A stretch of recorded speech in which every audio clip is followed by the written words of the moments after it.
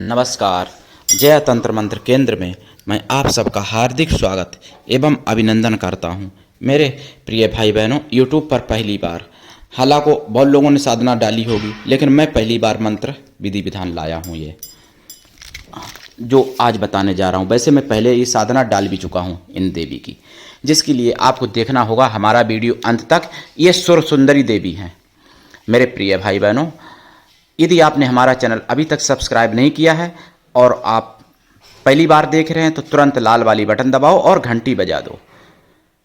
कोई शुल्क एवं चार्ज भी नहीं कटेगा। आप हमारे वीडियो को फेसबुक पर, व्हाट्सएप पर, ट्विटर अकाउंट के माध्यम से और इंस्टाग्राम पर अधिक से अधिक शेयर करें।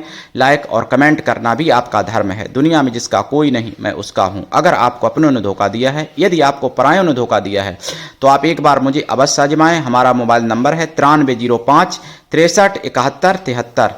मैं राष्ट्रीय अध्यक्ष कृष्णा दल आप सबसे निवेदन करता हूं, यदि आप मानवतावादी हैं अथवा आप सनातनी हैं तो मुझसे जरूर जुड़ें। अगर आप में योग्यता हुई तो मैं आपको पदाधिकारी भी बनाऊंगा अपने संगठन में। कृष्णा दल परिवार हमारा आपका है। आप देश विदेश में, विश्व के किसी भी कोने में रहते हैं, किसी भी जाति धर्म से कोई दिक्कत नहीं, आप हमारे दिए हुए ज्ञान से भरपूर लाभ उठा सकते हैं। देखिए मेरे प्रिय भाई बहनों, मैं आज सुर सुंदरी देवी की साधना बताने जा रहा हूं।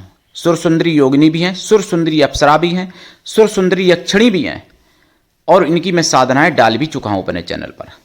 हालांकि कुछ वीडियो बाद में मेरे उड़ गए थे इस चैनल से, तो हो सकता है ना पड़ी हो। अगर नहीं मिले चैनल पे तो बताना कमेंट करके, मैं दोबारा भी डाल दूंगा। सुर सुंदरी यक्षिणी या अप्सरा या योगिनी, जिसकी भी चाहिए।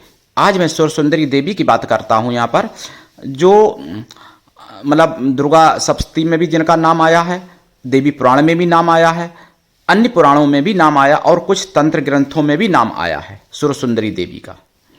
ये सुर सुंदरी का नाम क्यों है? देखिए, पहली बात तो देवता सभी सुंदर होते हैं। सुर माने देवता, और जो देवताओं में भी अद्वितीय यानी अद्भुत सुंदरी, सुंदरता, जैसे त्रिपुर सुंदरी होती हैं, ऐसी सुर सुंदरी है। ठीक, सुर सुंदरी माता की साधना कैसे करें?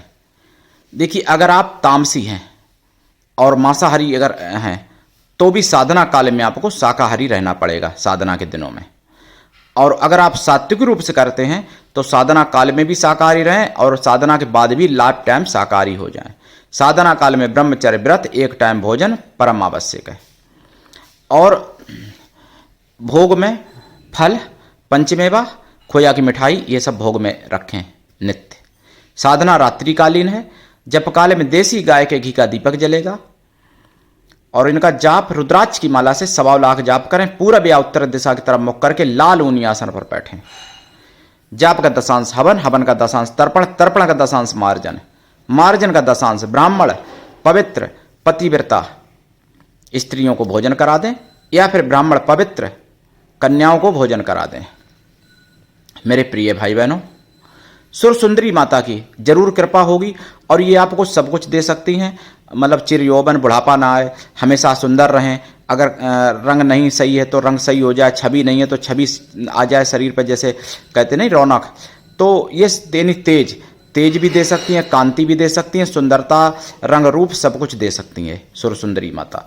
अगर इनकी कृपा आप लोग प्राप्त कर लेते हैं तो इनकी दीक्षा लेके ही साधना करें। बिना दीक्षा के कभी भी किसी भी प्रकार की कोई साधना सफल नहीं होती है। सुर सुंदरी देवी की साधना करने के बाद अगर आपको और ज़्यादा कृपा चाहिए तो सुर सुंदरी योगिनी, सुर सुंदरी अप्सरा, सुर सुंदरी यक्षिणी की भी कर लेनी चाहिए। लेकिन यक्षिणी की साधना हर किसी की बस की नहीं होती है। ये बहुत ही उग्र साधक जो होते हैं, बहुत ही मतलब पक्के साधक, बहुत ही सिद्ध पुरुष, उनको यक्षिणी करने की बस की होती नहीं। तो सुर सुंदरी यक्षिणी में खतरा भी हो सकता है। तो अब रही बात अप्सरा, सुर सुंदरी अप्सरा सौम्य है, और सुर सुंदरी योगिनी है, वो थोड़ी सी उग्र हैं, लेकिन उनकी शक्तियां भी बड़ी होती हैं। लेकिन यहाँ पर सुर सुंदरी देवी की मैं बात करता हूँ, इनको केवल माता के रूप में सिद्ध करेंगे। बहन पुत्री कुछ नहीं, केवल माता के रूप में सिद्ध करेंगे इनको, और माता ही मानेंगे। ये आदि शक्ति का रूप है। मातंगी माता से रिलेटिव सुर सुंदरी मानी जाती हैं, और कहीं कहीं ग्रंथों में सुर सुंदरी को त्रिपुर सुंदरी से रिलेटिव माना जाता है। कहीं कहीं सुर सुंदरी को श्री विद्या या ललिता देवी से भी माना जाता है। हालांकि ललिता देवी को भी त्रिपुर सुंदरी कहते हैं। तो कहने का मतलब सुरसुंदरी एक बहुत ही सुंदर देवी हैं और बहुत ही सौम्य देवी हैं सुरसुंदरी माता। सुरसुंदरी उग्र देवी नहीं है, आपको बता दूं। हालांकि इनकी एक साधना ऐसी भी है सुरसुंदरी की जो कि उग्र रूप में भी और तामसी रूप में भी की जाती है। वो इनका उग्र रूप भी बहुत प्रबल उग्र रूप है सुरसुंदरी का। फिर वो इतना उग्र रूप है कि जितना उग्र की आप कल्पना भी नहीं कर सकते किसी की, वो भी है फिर। लेकिन वो रूप इनका प्रलय काल में काम आता है।